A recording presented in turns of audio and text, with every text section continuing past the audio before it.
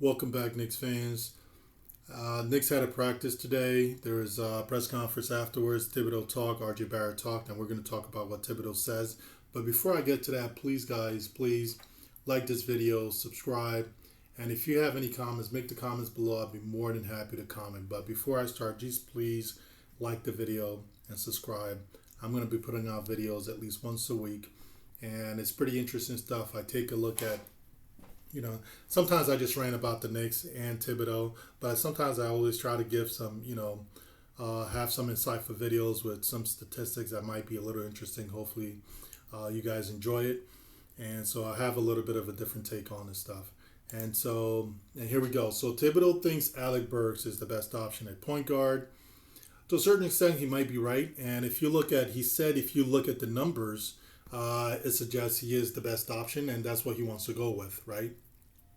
And so if you look at the numbers, especially a lot of the five-man combinations, a lot of these are pluses, right? With the ones that have Alec Burks on there. Excuse me, guys. And if you look up here, the most minutes, the combination, five-man combination with the most minutes was minus 14.4. The next one was 200 minutes played, and it included Alec Burks, and it looks like it was Alec Burks at the point guard position, and it was 6.3. And if you look at a lot of the other lineups with Alec Burks, a lot of them it is a plus lineup, but you have to take it with a grain of salt, right? Because a lot of these games, even we played 200 minutes, and he was 6.3. We did lose a lot of those games, right? And so you kind of have to ask yourself, you got to wonder. Is it really, is he really going to save us? Is he really going to, him playing or starting at the point guard, is he going to contribute to more wins?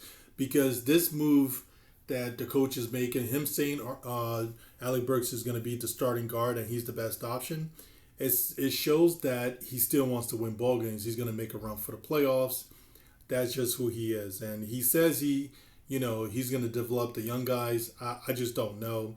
I've watched a lot. I've actually been to the games in person, and a lot of what you see about like Tom Thibodeau and you see his behavior in person, he doesn't inspire confidence in young players. He really doesn't, right?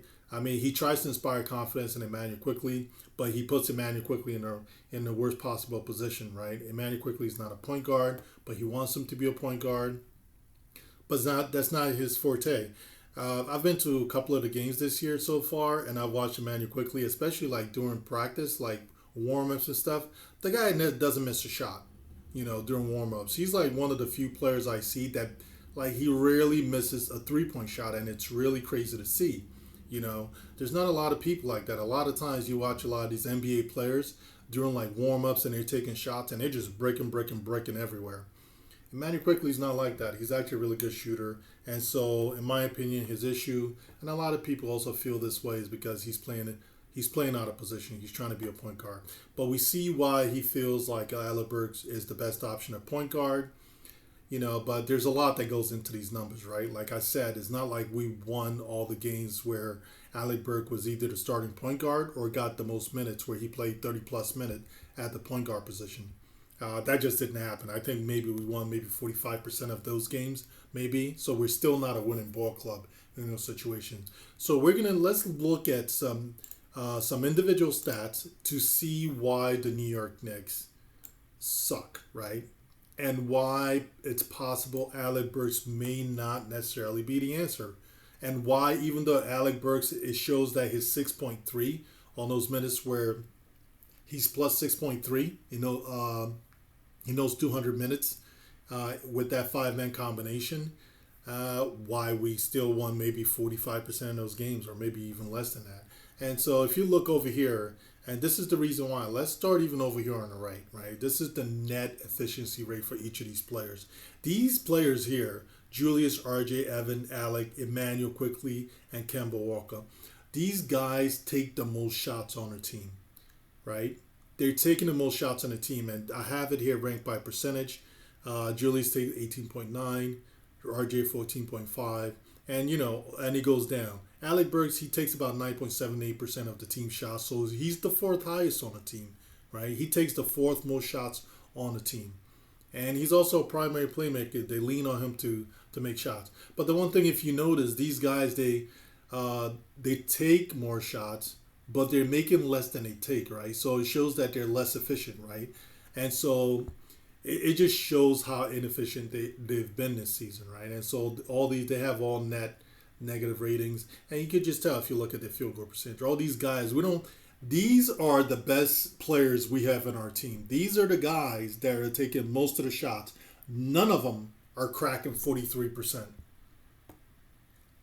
None of the players are cracking 43% field goals. That is just pathetic. And even if you look here, Alec Burks has the highest net minus percentage for this rating here. He took 9.78% of the team shots, but only made 8.5% of those. Was responsible for 8.5% of the team makes, right? And so that's why he has this minus 1.25. Emmanuel Quickly is the only person that was worse at minus 1.39, right? But this is where it's really bad over here. So over here I have the field goal percentage, and I have the defensive field goal percentage. This here tells me how effective are you at defending shooters or even people driving to the lane. So if you're D'ing up on your man, how effective are you able to stop your man from scoring the basket? You know, and so I mean, it doesn't capture everything on the defensive end, because a lot of times, for example, with like Kemba Walker and Evan Fournier, even Alec Burks, they'll get broken down on the defensive end, and their man may not take the shot because Mitchell Robinson, who's a very good interior defender, steps up and basically diverts them away and make them either pass the ball out. But at that point, the defense collapsed, and whoever got broken down off the dribble is shifting that responsibility onto someone else, right? And so, honestly, then in some cases, you know, that's where the perimeter defenders, it kind of, it's almost like the responsibility shifts from the person who got broken down to someone else, essentially. Let's just leave it at that. But if you look here, all these guys, their net efficiency rate is all negative. I mean, these are basically just your field goal percentage versus the man you were guarding, what they shot. And look at it, it's all negative. And the person that the coach thinks is going to save him is one of the largest. He's at minus 7.2. Dude is shooting 38%. It's allowing 45% field goal shooting, minus 7.2. And the next worst, the worst one was actually Kemba Walker at minus 8.3. And if you look down here with some of these guys, this is like, people want him to play Obi Toppin more. And for some reason, you guys know how I feel. I've seen him interact with a lot of players in person. Although he doesn't inspire confidence very much with a lot of people. It's almost like Coach Thibodeau only cares about the people that he thinks are important to the team. And I think that's a crappy way to treat players, because you need to inspire confidence in all your teammates, in everybody on the team, not just in Julius Randle, Emmanuel Quickly. That is not just, they're not the only two people that you should care about, or at least that you should show the public that you care about. You should show the public that you care about everyone in your team. If you go to the games and you watch it, you can clearly tell there's something. He doesn't like Obi Toppin, and Obi Toppin doesn't really like him. Obi Toppin is actually you can tell Obi Toppin is getting a little tired of him. But look at Obi Toppin. His net efficiency, 11.3. And Mitchell Robinson is the highest. He's a beast. He's 31.8. This is just straight up. He's shooting 76% from the field and allows 44%. This is a little high, but I think it was because early in the season he was just so out of shape. But that's another video. And we can't take advantage of this here because we have terrible point guard and guard play. We can't take advantage of it. The dude is only averaging something like 8-9 points a game. Mitchell Robinson should be a double-double machine. He's being more and more of that recently. But with Alec Burks, I have a feeling that may go away with Alec Burks being a starting point guard.